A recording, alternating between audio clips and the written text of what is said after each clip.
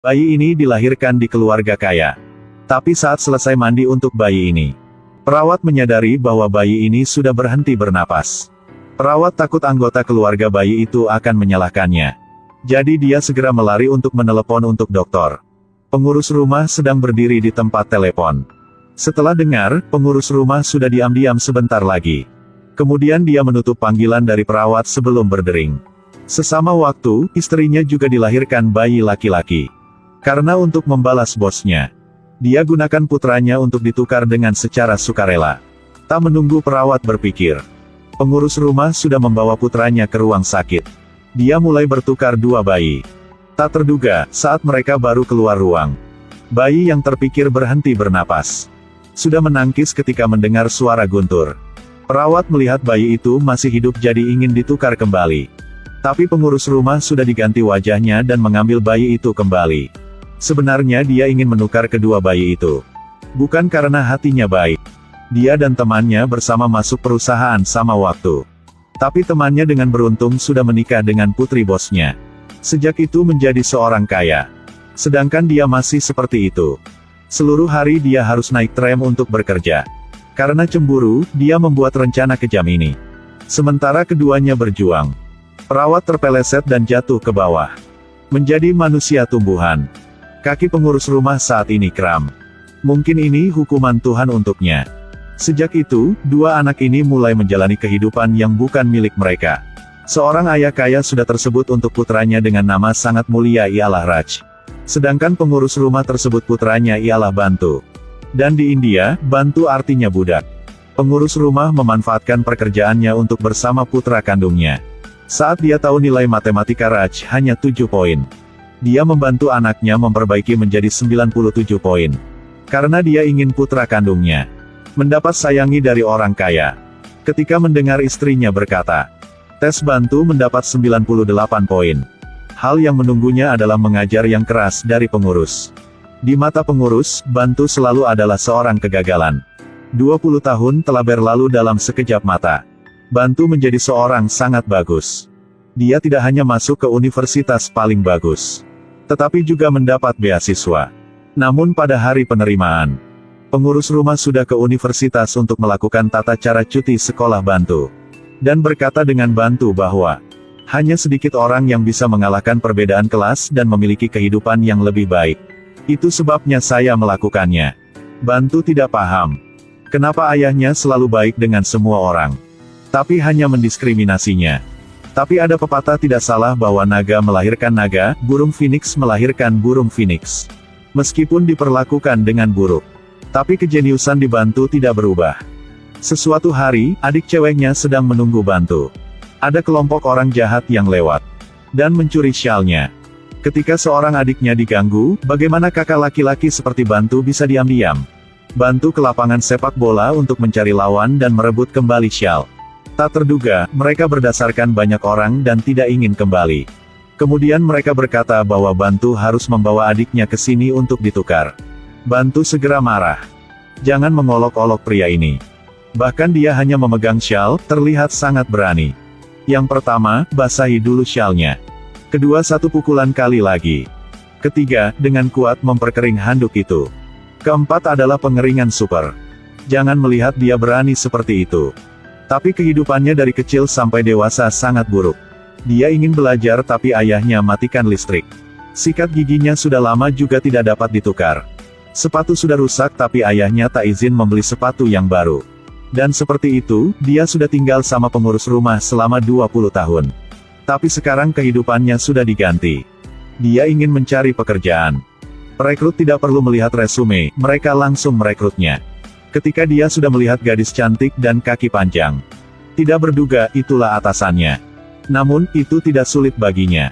Dalam sekejap dia telah menaklukkan gadis itu. Pada sesuatu hari dia dan atasannya keluar untuk ketemu tamu. Tapi lawannya adalah seorang yang susah untuk meyakinkan. Saat dia membuka mulutnya, dia menurunkan harga untuk membeli perusahaan direktur cantik. Menghadapi ancaman lawan, dia tidak berani untuk menolak. Saat ini Bantu telah tertindas selama bertahun-tahun akhirnya meledak. Dalam sekejap, dia tunjukkan kemampuannya. Dalam sekejap, dia sudah mengalahkan pengawal lawan. Lawannya segera diam dan tak berbicara apapun. Dan adegan ini dilihat oleh seorang pria. Pria itu adalah bos dari pengurus rumah. Dia sangat suka lelaki ini.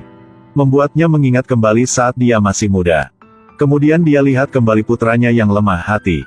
Menghadapi hal yang sama. Bahkan dia tidak memiliki keberanian untuk menolak. Jadi dia sangat putus asa dengan putranya. Untuk dapat menaklukkan bakat seperti Bantu. Bos yang kaya itu memutuskan untuk menyewa direktur cantik itu. Kalau putranya adalah seorang tidak berguna. Jadi nanti putranya harus menikah dengan wanita yang bakat. Tapi orang yang dia cintai ialah Bantu. Jadi mereka memutuskan untuk menolak bos. Mereka pergi ke perusahaan. Yang menarik perhatian mereka adalah adegan bos itu sedang berbaring di lantai. Bantu dengan cepat sudah membawa dia ke rumah sakit. Orang yang menyerangnya ialah bos gangster. Dia sudah suka perusahaan bos itu. Jadi dia ingin membeli setengah saham dengan harga lebih rendah. Bos tidak setuju.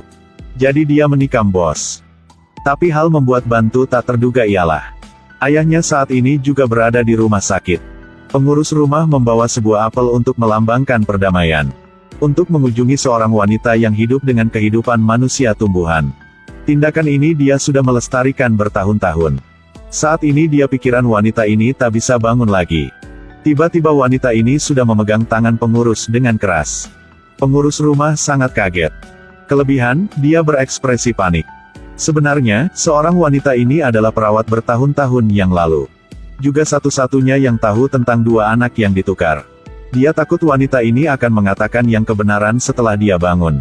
Setelah bertanya dokter dan tahu. Meskipun dia sudah bangun.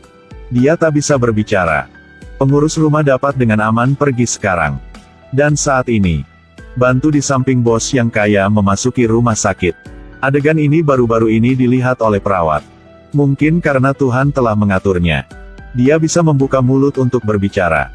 Dia memanggil Bantu dan berkata bahwa bos ialah ayah kandungnya. Dan ceritakan semua dari tahun yang lalu. Setelah beres berkata, perawat itu tidak bisa menahannya lagi. Dia tergerak untuk melihat ayah kandungnya terbaring di ruang operasi. Saat kembali rumah, dia segera mengungkap kebohongan dari pengurus rumah. Tapi dia berkata dengan pengurus bahwa dia tak berbicara kisah ini keluar. Karena dia tak ingin ibu angkatnya sakit hati. Dengan cepat Bantu menggunakan identitas seorang dermawan. Dan diundang ke villa untuk bekerja. Dia dengan mudah-mudah menangani gangster yang diganggu di tempat ini. Kelompok gangster ini yang polisi tak bisa menyentuh ini. Saat ketemu dengan dia, mereka matikan listrik.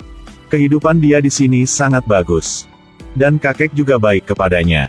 Sedangkan bosnya selalu puas dengannya. Putra bos juga menjadi sahabatnya. Cuma istri bosnya tak berkenan dengan Bantu. Karena Bantu lebih bagus daripada putranya. Tapi dia tak tahu bahwa Bantu ialah putra kandungnya. Sesuatu hari, dia dan gadis direktur cantik. Berdua sedang intim satu sama lain, dan ditemukan. Bos segera membatalkan pertunangan antara direktur cantik dan Raj. Sedangkan pengurus rumah memukulinya di depan semua orang. Dan atas nama rumah bos. Tendang Bantu keluar. Rumah bos tak ada Bantu artinya di sini sudah menghilang kelindungan. Sebenarnya, setelah diketahui berita ini, bos gangster sudah menculik putri bos. Mengancam mereka menggunakan setengah saham untuk ditukar. Untuk menyelamatkan putrinya, dua suami istri bos segera tanda tangan. Putra bos ingin membawa uang untuk menebus orang. Tapi pengurus rumah tidak setuju dan berhentikannya. Dia khawatir putranya akan jatuh bahaya. Jadi dia meminta bantuan dari Bantu sekali lagi. Bantu mulutnya berkata tidak peduli tapi dia masih pergi untuk menyelamatkan orang. Akhirnya dia mengurus semua gangster sendirian. Kelihatan semua masalah sudah selesai. Bantu ingin berbalik tubuhnya dan pergi. Tapi saat ini kakek menghentikan Bantu. Dan beri tamparan pada pengurus rumah. Ternyata percakapan Bantu dan perawat itu. Dia secara tidak sengaja mendengar. Dia sangat senang ketika Bantu kesini bukan karena uang atau posisi. Tapi hal membuatnya kaget ialah Bantu memaafkan kepala pengurus rumah. Untuk ibunya tidak sakit hati. Jadi mereka sudah memutuskan tersembunyi masalah ini. Tapi dengan jujur dan berani dari Bantu. Sudah menyentuh ke ibunya yang belum diketahui kebenaran. Dia memeluk bocah lelaki yang bahkan lebih bagus daripada putranya ke pangkuan. Untuk terima kasih semua hal yang dia buat. Ibunya memberinya saham itu kembali padanya. Tapi hal buat kita tertawa. Sang ibu ingin pengurus rumah menggunakan cara dia membesarkan bantu untuk mendidik Raj. Setelah mendengar wajah pengurus jadi tidak sedap dipandang. Tidak terduga berbalik bola balik. Semuanya kembali ke titik awal. Pada saat yang sama, dia sudah tahu. Keserakahan tidak bisa menentukan takdir. Pegang semua, kehilangan semua.